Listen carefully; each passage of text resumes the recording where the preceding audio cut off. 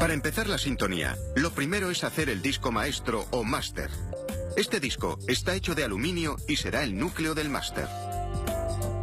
Al principio, la superficie tiene una textura granulosa, pero se lija y se pule para dejarla lisa. Se colocan los discos de aluminio sobre una cinta transportadora y se llevan hacia un aparato que les aplicará una capa de laca.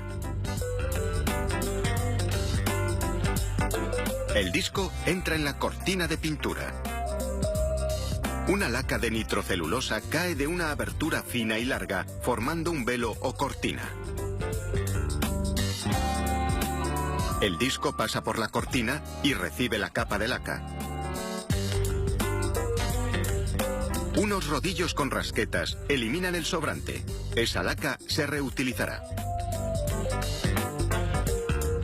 La laca empieza a secarse inmediatamente. Los disolventes se evaporan y la capa se endurece, formando un acabado similar al del esmalte de uñas.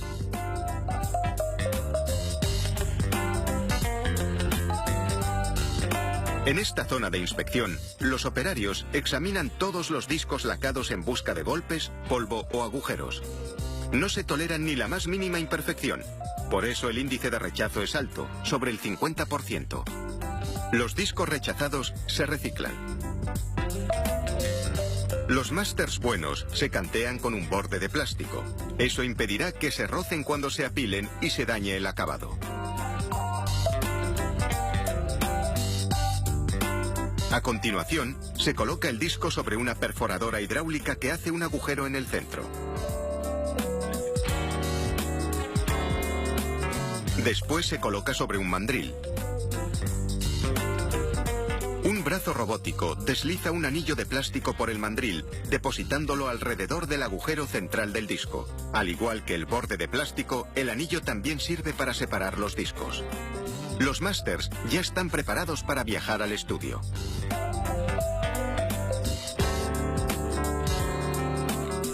El disco lacado está a punto de ser grabado. El ingeniero lo coloca en la máquina de grabación llamada torno. Retira la protección del borde. Y coloca un tubo de vacío en el centro que succiona la parte inferior del disco y lo sujeta.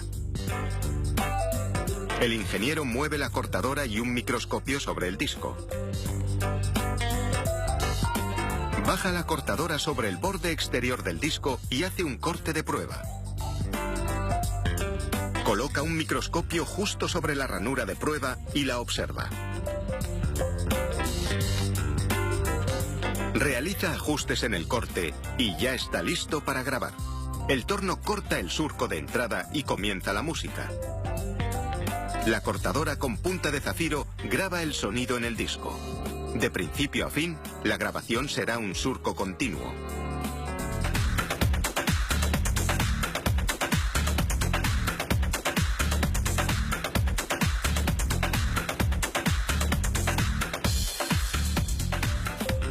Un ordenador controla el corte y ajusta el espacio entre los surcos si es necesario.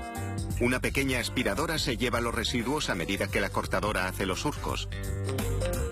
Algunas personas creen que el vinilo produce un sonido más cálido y tiene más profundidad que las grabaciones digitales. Crear un disco analógico puede ser un reto.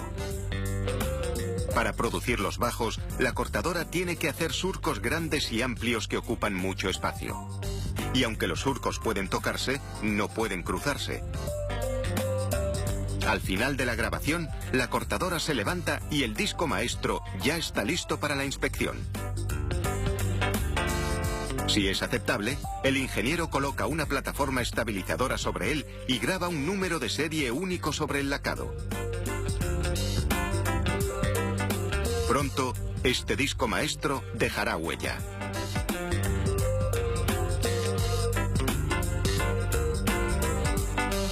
El disco maestro ya está grabado, pero la superficie lacada es demasiado delicada para usarlo. Se ha hecho únicamente para servir de molde.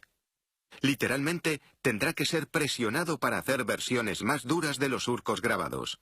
Y eso permitirá a los fabricantes hacer muchas copias a partir de uno solo.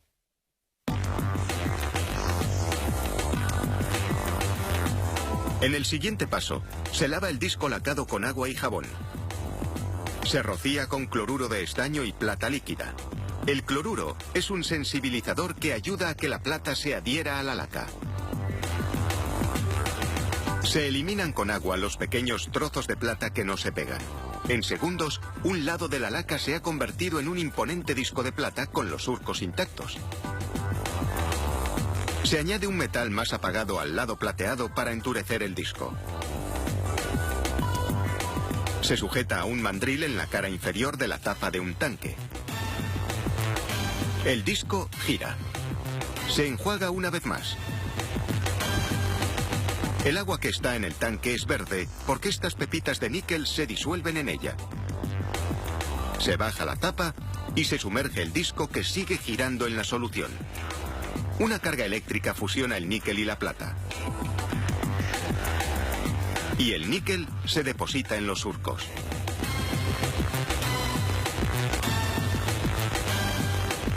Ahora se retira del tanque y se separa la capa de metal del disco lacado original. Este disco de metal es un estampador que se usará para hacer discos de vinilo. Y el disco lacado se desecha. Se localiza el centro exacto del estampador. Un operario lo coloca bajo el microscopio, que es parte de un punzón de centrado óptico. Mientras el disco estampador gira, se alinean los surcos con una guía en el visor.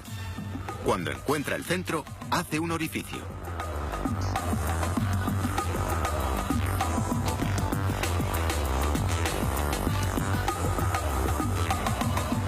El disco estampador se coloca en otra máquina para retocarlo.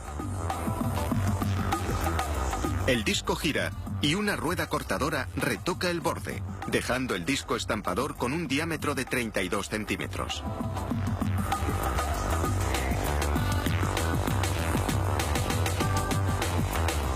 Después se preparan las etiquetas. Un punzón perfora el centro del taco y hace los orificios.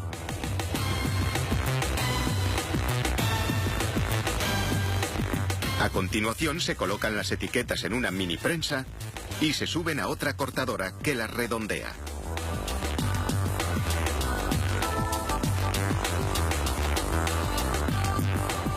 Se vierten unas bolitas de cloruro de polivinilo negro en una tolva. Las bolitas caen en una extrusora que las convierte en unas almohadillas de goma caliente llamadas galletas.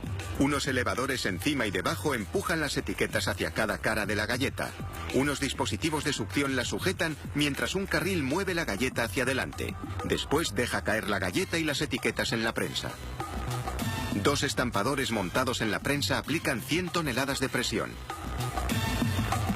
Funden la galleta y la convierten en un disco.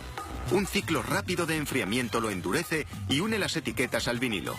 Un carril los lleva hasta la mesa de retoque. La mesa gira el disco contra una cuchilla que elimina los bordes desiguales.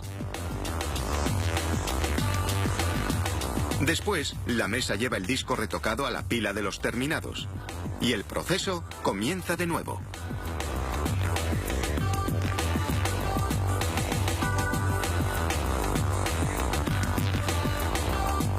Es una producción musical perfectamente coreografiada.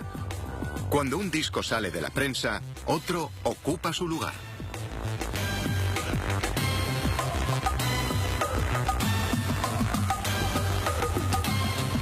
El prensado y retoque de un disco de vinilo se realiza en tan solo 28 segundos. Pero proporcionará horas de música a los entusiastas que se niegan a rendirse a la revolución digital y que siguen creyendo que el vinilo es lo mejor.